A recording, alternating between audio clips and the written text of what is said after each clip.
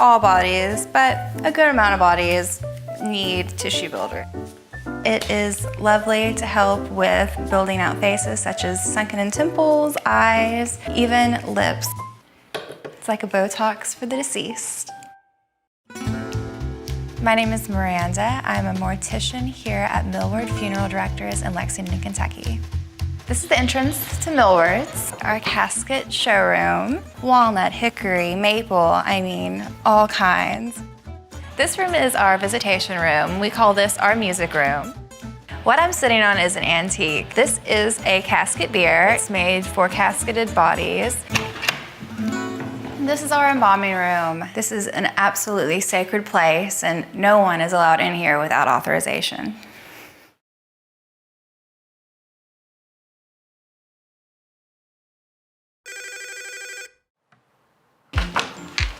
This is Miranda. She is just at a hospital over at Baptist, so that would be a pretty simple removal. I don't mind going by myself.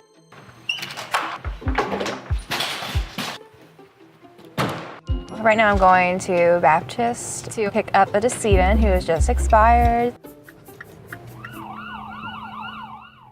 When I was in mortuary school, I learned about death care, but now that I'm working in a funeral home, I've learned more about the process of grief. I believe that my job has given me strength that I didn't know I was going to have. When I first realized what death was, I was scared. I would lay in bed, think about death, and it was like this black hole. It was anxiety. My feelings on death have affected my feelings on life. I really do live every day like maybe I'll die. When I'm washing my hair and putting myself together, I'm like, well, if I was in a car wreck, it could just be cut off anytime. Everything is so small in life, and you really realize the big picture when you're faced with death, like how simple and sweet life can be.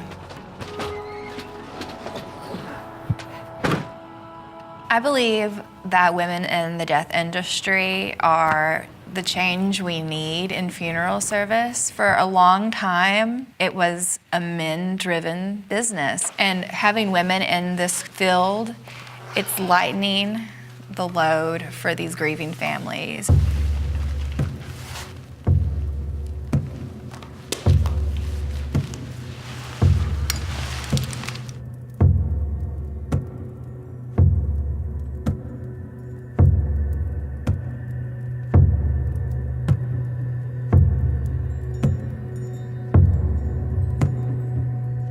Embalming makes me feel like an artist more than a scientist. Yes, I know my anatomy. Yes, I know what these chemicals are doing, but it has everything to do with art after that. An average embalming from start to finish for me takes anywhere from an hour and a half to 2 hours. I look at the deceased and think, wow, after everything they've done on earth, it just must be amazing to be having the answers that they've finally been given. I might even talk to them sometimes. They haven't talked back yet.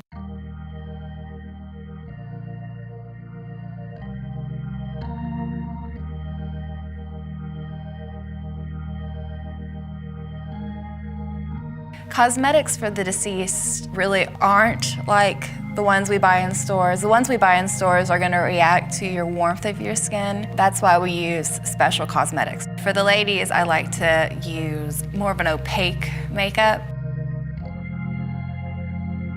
After I do cosmetics on a body and dress a body, I look at that body in the casket and think, maybe this is how you look in the afterlife. I hope that's what families take away from what I do as well, that they can have that image of their loved one enjoying whatever's next. I think green burial is lovely. Cremation is also an option. There's so many options for cremation, which I think is a good thing. But I also obviously think embalming is beneficial for the viewing process. Viewing is #1 priority. This beautiful pink and white casket has been very popular with our little elderly ladies. Even if it's just you coming in and spending a minute with your loved one, I think it's so important to view the body. When I die, I would like my makeup look to be like my everyday look. My lipstick will be a bright red, preferably Ruby Woo from MAC. The brighter, the better.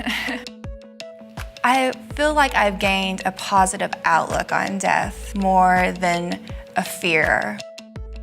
I'm not afraid of the dead body. I'm not afraid of touching the dead body. I'm not afraid of cleaning up. I'm not afraid of just being a comfort to someone that most people would be afraid to comfort. If someone dies and I'm there, I will absolutely and honestly take care of your loved one as though you were taking care of them. I will give them the love that you will give them. I will make sure that whatever happens to them happens with respect and dignity. I just hope that people can take away that death doesn't have to be a negative experience.